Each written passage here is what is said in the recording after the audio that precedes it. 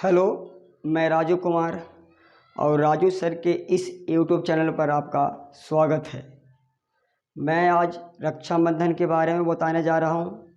रक्षाबंधन की शुरुआत कैसे हुई, कब से स्टार्ट हुआ, हमारे भारत में कब से ये मनाया जाता है।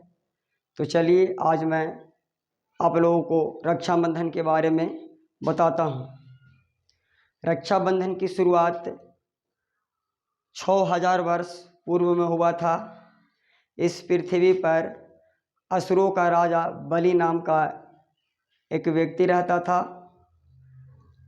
उस व्यक्ति का इस धरती पर राज था, उसी का राज चलता था। उन्होंने 109 यज्ञ को पूरा कर लिया था।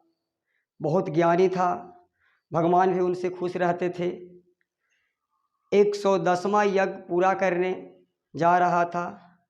सभी देवतागण ने सोचे कि भाई इसको अगर 110 यज्ञ पूरा हो जाए तो ये और बलशाली हो जाएगा और जो भी वर मांगेगा भगवान दे देंगे। तो सभी देवतागण ने भगवान विष्णु के पास जाते हैं, क्योंकि बलि जो असुरों का राजा था वो विष्णु का सबसे बड़ा भक्त था। सभी देवतागण विष्णु भगवान के पास जाते हैं और उनसे बोलते हैं, आग्रह करते हैं कि बलि तो 110वां यज्ञ करने जा रहा है। अगर उसका यज्ञ सफल हो जाता है तो वो इस धरती पर, इस पृथ्वी लोक में सबसे बलशाली व्यक्ति हो जाएगा। उसको किसी न किसी तरह रोका जाए। तो भगवान विष्णु ने वामनवा अवतार ले करके इस पृथ्वी पर साधु के रूप में बलि के पास जाते हैं। तो बलि बहुत दयावान व्यक्ति था और विष्णु का बड़ा भक्त था। उसके दरवाजे पर जो भी भक्त जाते थे या कोई भी साधु महात्मा लोग जाते थे तो उसको बिना भिक्षा दे हुए लौटाता नहीं था। विष्णु भगवान ने भी गए उनके दरवाजे पर साधु के भेष के रूप में। बलि से जो भिक्षा मांगना था मांगे। बलि बोला कि मांगिए जो आपका मांगना है। विष्णु भगवान ने बोले कि हमें आपका राज का 3 पग जमीन चाहिए। यानी कहने के मतलब पग का अर्थ होता है पैर, यानी कि 3 पैर, यानी कि 3 पैर में आपका जितना राज्य को नाप लें वो हमें सभी आप दे दीजिए।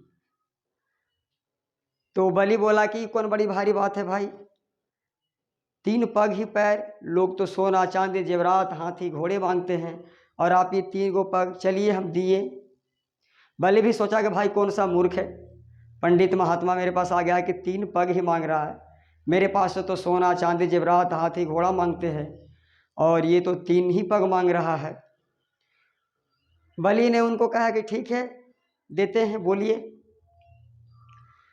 जब बलि ने वादा कर दिया तो विष्णु भगवान ने अपना साक्षात रूप धारण किए और बहुत विशाल रूप को प्रकट किए। इतना विशाल कि बलि सोच भी नहीं सकता था। उन्होंने, विष्णु भगवान ने पहला पैर में पूरा पृथ्वी लोक को नाप लिया। जब दूसरा पैर की बारी आई तो पूरा स्वर्ग लोक को नाप लिए। बलि घबरा गया भाई कि क्या हो रहा है। तीसरा पैर जैसे ही भगवान विष्णु ने उठाए, बलि जो है अपना सर उनके सामने रख दिया कि स्वामी भगवंत, मुझसे गलती हो गई, आप तीसरा पैर मेरे सर पर रखें। विष्णु भगवान ने खुश होकर बोले कि चलो तुमसे खुश भी हैं हम, जो मांगना है मांग सकते हो। मैंने तुम्हारा पृथ्वी लोक स्वर्ग लोक ले लिया है, इसमें तुम्हारा हक नहीं है, ये इसमें मेरा हक है, चलो जो मांगना है मांगो। बलि बोला कि आप हमें पाताल लोक मेरे साथ चले और उसमें आप मेरे द्वारपालक बनकर रहें, मैं राजा बनकर रहूँगा वहाँ पे। विष्णु भगवान अचंभे में पड़ गए भाई कि ये क्या कह दिया। ये पाताल लोक जाने के लिए विष्णु भगवान के भी आग्रह कर दिया। अब विष्णु भगवान ने तो वादा कर दिए थे कि जो मांगना है मांगो। तो विष्णु भगवान कह लेंगे चले ठीक है भाई चलते हैं। तो वो दोनों पाताल लोक चल गए।